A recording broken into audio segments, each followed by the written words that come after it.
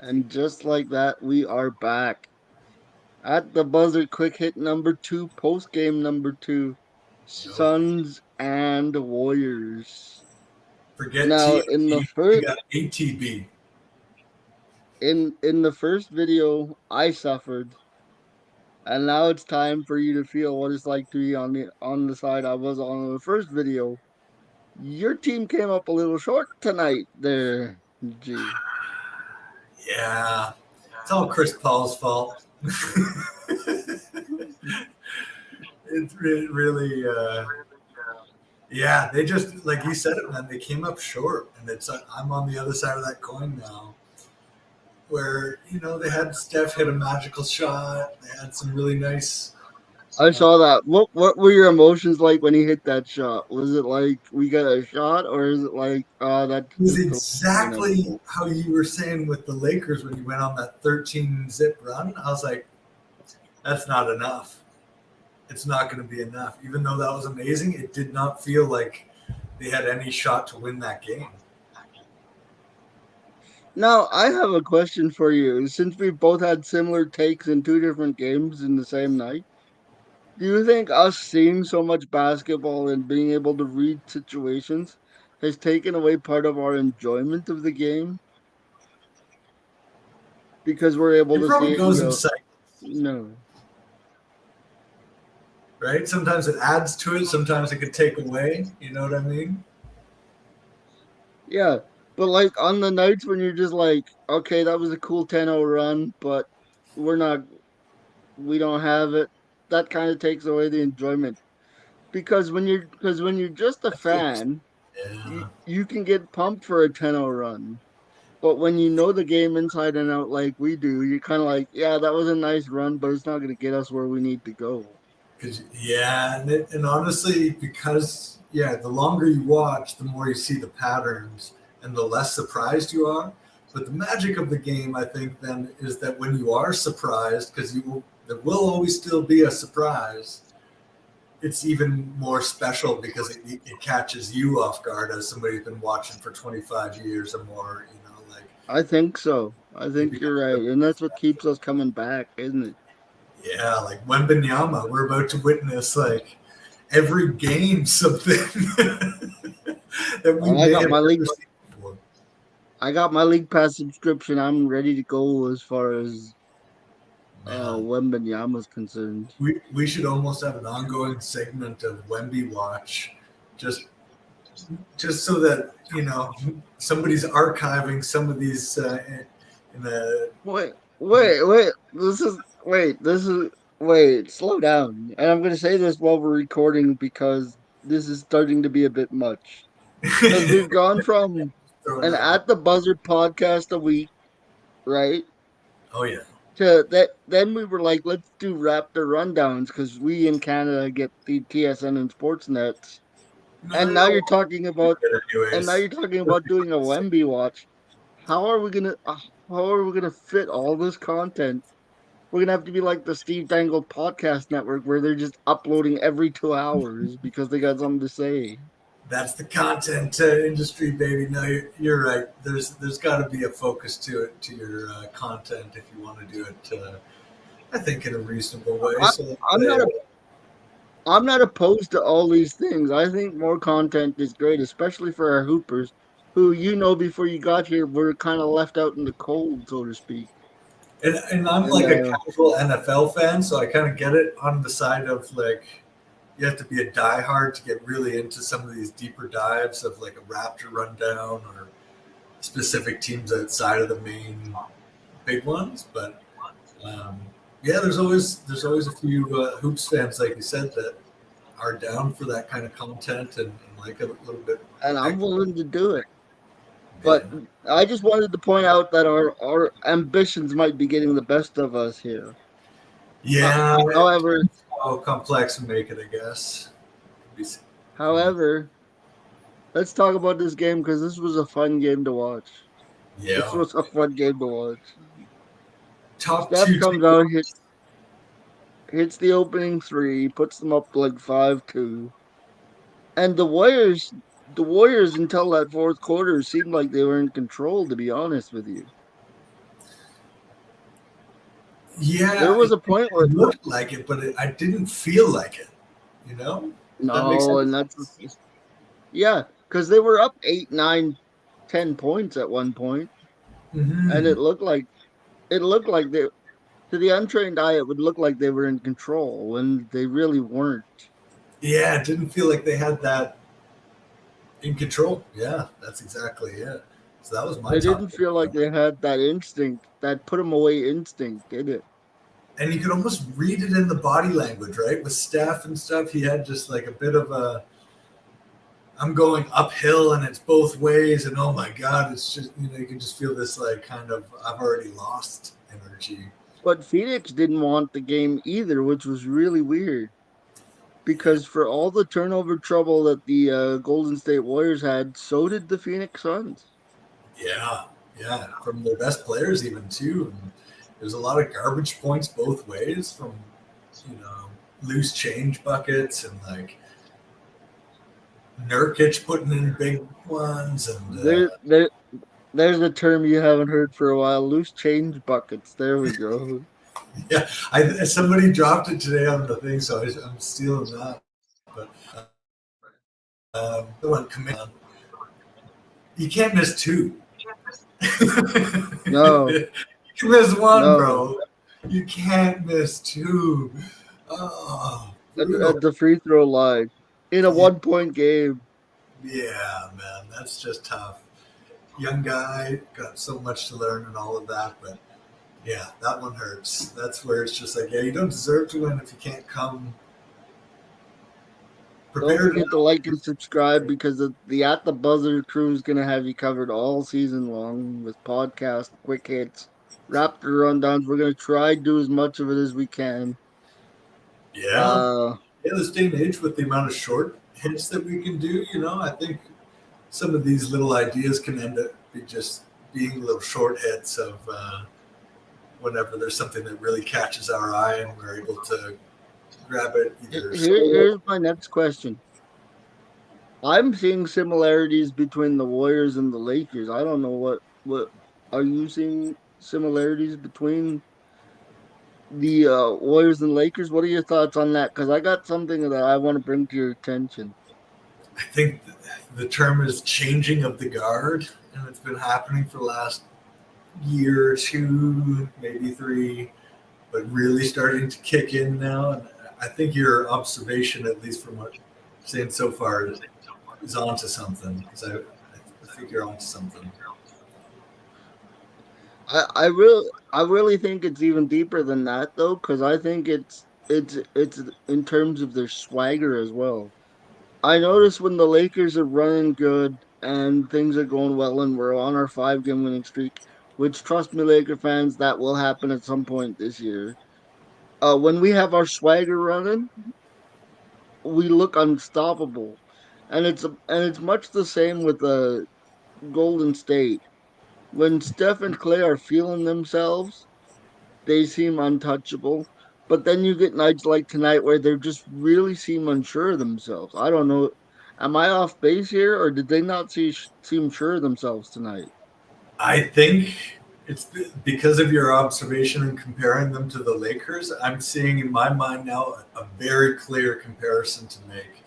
And it's that both of their supporting casts are so weak in comparison to what they've had on their championship teams that now that they're older, and I'm talking about Clay and Steph and LeBron, they have to do more work almost than when they did when they were winning championships. And they know how much work it took to get a championship when they had a strong supporting cast.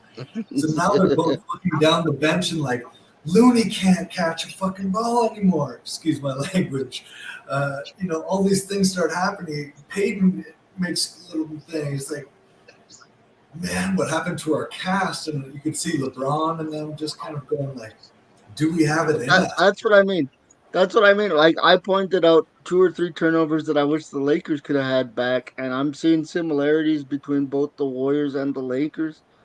And we could both be in for a long season, man. I, I I hate to say it, but I think you're right. We might be paddling the same boat here for this season with these two teams. Legacy teams, in the sense that they're like, man, so special that you would never count them out from anything. But they No, paid so much to their big guys. I think the rest of the bench is so thin and inexperienced that it's like, it's going to be an interesting year. But I'll tell you one thing though. You talk about not counting somebody out. If the Golden State Warriors somehow get into that thing I hate the most, the play-in spot, I wouldn't want to play them. yeah, and do they bring in a piece before the trade deadline that becomes a significant thing? You know, they have a few assets left they could shift around to try to make a final go. It's Steph and Clay. You know, are you going to give them It, one more it piece? seems weird to say. It seems weird to say after opening night that the Lakers and Warriors are both 0-1. Right? And nothing about either game would say like, oh, you know, if they just hit that shot or if they just, you know, it's like, no, there's something missing. You know? And maybe And they both added a piece, but who knows? and here's the thing. I couldn't tell you what the missing piece on the Lakers team is. Is it Jeremy Grant? Is that enough? You know, there's rumors of something like that. You know, do you think that would be it? It's like, I don't think so. I really don't. You need a squad. I think we need a tertiary scorer. I think Yeah. we need somebody who's better than Austin Reeves. And you know how much I love Austin Reeves. You know what we need? We need a we need a DeMar DeRozan type player. Man, Lakers should, Rob Palinka should have you on speed dial because that's the best idea I've heard for the Lakers out of any commentator all year. Is that's the piece of a Demar. Because you He's from LA too. because you think about it this way. AD had a pedestrian night, but if LeBron and DeRozan have good nights and AD, even a pedestrian AD, that's money. Exactly. And DeRozan's a dog. Remember I was saying, like, look at that roster. Do you really feel like there's a dog you want to put in the ring? It's like, nah, man. LeBron's the dog, and he can't be your dog. DeRozan, he's got a chip I don't. on the shoulder. He's got enough talent to boot. He's got, He's coming home. dude, that would be such a spicy move. If they were able to add him and a Jeremy Grant somehow, or really Who all they said? need Who says? is DeRozan.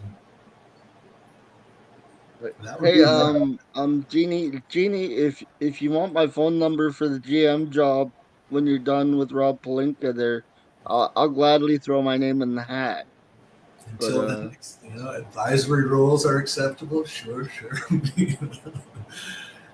Oh man, they do need that though, because man, the Warriors need a piece like that as well. That's so complementary, chemistry wise, energy wise, and skill wise. But who's that's out there? why it would have been good for them to get a Drew Holiday. Yep, that would have been the one. That would have been the one for them. And I can't think of Could who you else. could, Yeah. could you imagine how much Drew Holiday would have solidified that Golden State Warriors team? Almost, it almost would have done the same thing it did for the Celtics, where it put them into like, wow, maybe yeah, they're the number one, you know, because they had all the other little pieces, and now you just injected the most mature, hardworking, shows up all the time. Like he's a dude that's like, See, I'm just showing the people that I'm a thinking man's basketball fan. This is not just a podcast for me to talk basketball. I legit know what I'm talking about here. he's not here to blow straight smoke. That's the Lakers' job. They I, came out and yeah, similar to I'll the throw Warriors. smoke. I'll even throw smoke at the Lakers if they deserve it. Like tonight, they did not show up. But a lot of people will say that was a great game tonight. It was not a great game tonight between the Suns and the Warriors. That was a sloppy game. It's opening night, so you have to make some allowances. But like I said, with the amount of I think they combined there must have been at least 10 turnovers in the fourth quarter alone. There was at least, and there was also some like end of game stuff, right? Where it was back and forth with sloppy plays from across the round, and like even Chris Paul having a turnover or two, kind of redeemed himself on one, and then missed a couple open shots. Clay missing a couple shots, and it's like, yeah, you don't really deserve to win when nothing's working. No, but somebody had to win, right? That's the thing. Yeah, yeah. Phoenix just had a bit more polish, a bit more execution, and I think honestly, right now, a stronger roster as a whole. Like it just looked like the Warriors have some holes in the middle You and in know the what? rim. I know this is just supposed to be a quick hit, and I'm not supposed to drop anything major here. But if you made it to this point in the video, and I was sitting in the Pacific Division, and I was the Golden State Warriors or the Los Angeles Lakers, I wouldn't be worried about the Clippers. I'd be worried about the Kings. The Kings could take this division. I had a thought about the Kings. Tell me what you think. They need something a bit more than Sabonis to like. It doesn't have to be a big piece above, but I think they need a bit more scoring swagger and power. And No, I don't think that's what Sacramento's missing. I personally I think Sacramento's got enough scoring. I'd like to see them, and I know this wouldn't happen because he's in Denver. So before you jump in the comments and say that'll never happen, I'm just throwing it out as a name of a similar type player. They need a Matavius Caldwell Pope. They need their own Caldwell Pope, who's a 3 and D guy who can stabilize that defense and still give you a scoring punch of 12 to 15 every night. yeah, man, yeah, KCP is almost like one of those guys you can put it on any team, and No, he's no, but it's just the way the Kings go up and down the floor. that's true. That's true. It's just he'll stabilize them defensively. Oh, man, yeah. See, I was thinking Siakam for Sabonis Oh, because the that's Raptors Raptor got to do fantasy. something, man. They got to do something before they lose either him. Oh, anyways, we don't have to get into Raptors right now. We'll stay focused on the Kings here as the moment, but yeah, maybe they just need another sort of more mature weapon to complement some of the young pieces. Somebody like a KCP who's got that experience and efficiency behind him, can play at a high clip. Indiana Pacers are So, going to be similar to the Kings that way. They play at a high clip. They have some excellent so young. here's a question. Here's two questions for you because you know I love my questions. Of the two winners, who has the better season?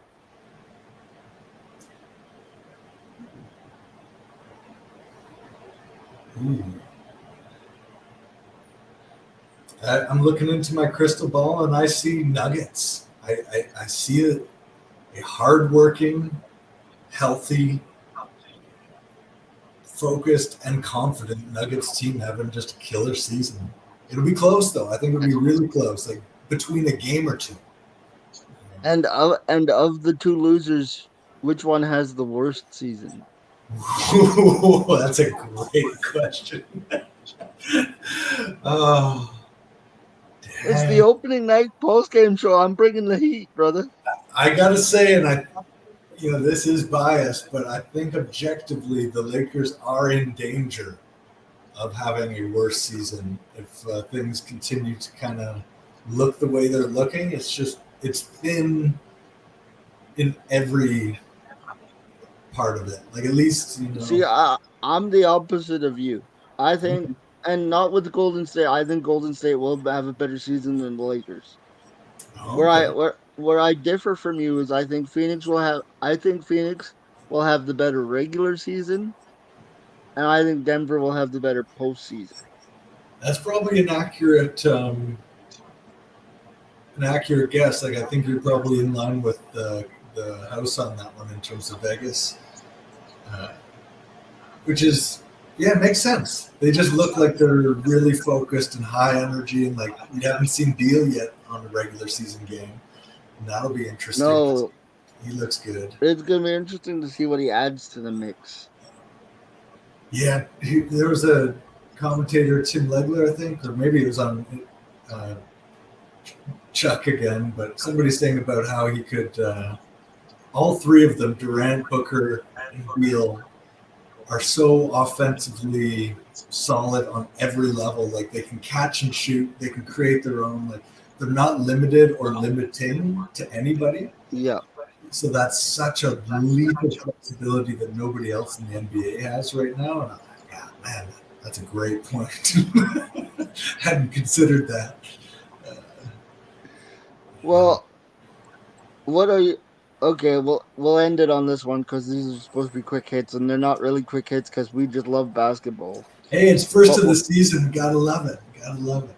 but but we'll end it up. We'll end with this question, and it might be the easiest. It might be the toughest. But what are your biggest takeaways from night one of the NBA season?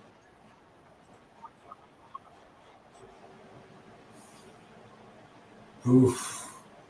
I'm gonna just go back to what I was saying about changing of the guard. Of like, there's a generational shift happening, and you got the Tatum and Browns on the East that we haven't even seen yet, kind of making that noise. And I think in the West, we just saw Murray and Jokic just kind of remind us who's in charge, and that there's no reason to doubt them whatsoever.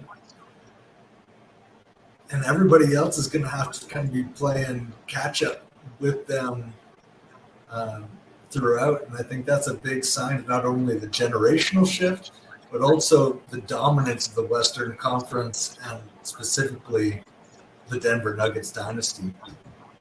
Yeah, notice there was no Eastern Conference team in action tonight. Yeah, yeah. And there's a reason it's the A-listers were on tonight, right? That's the West. The West is dominant. So that's a big takeaway. That it's going to be a Western-centric year, which is great for us in time zone. But Yeah, the also, East has been the least for a lot of years. man, yeah. And let's just, I'll add one more thing too about Murray and Jokic both being international players and having this swagger and focus to them that I think really stands out. And it's not to put down or say anything about the American culture. It's more just celebrating these guys and how they operate, being young dudes from outside different places and have found a way to like really make things work with a team. And it's showing that this is a successful formula. You got guys that bought in and like each other. You got Aaron Gordon, KCP, and like you've got a core that work really well together. And it's a fun thing to watch, man. It's a ton of fun. It reminds me of old Golden State, you know. As sad as All that right, is. well that's another at the buzzer quick hit. We'll be Wait, back. wait, you gotta give me yours. You gotta give me yours. Huh? You gotta give me your big takeaway. Oh, my big takeaway. Well, the Lakers are who I thought they were going to be. Stick that on the headline. I had higher hopes for Golden State than I have at the end of tonight. Mm, I had higher expectations for them, me too. and it could just be rust. But I Didn't go feel like back to rest. something. I go back to something my co-host said to me earlier in the night, and that is you can't beat Father Time. He catches up to everybody. Man, yeah. That's the truth bomb to end.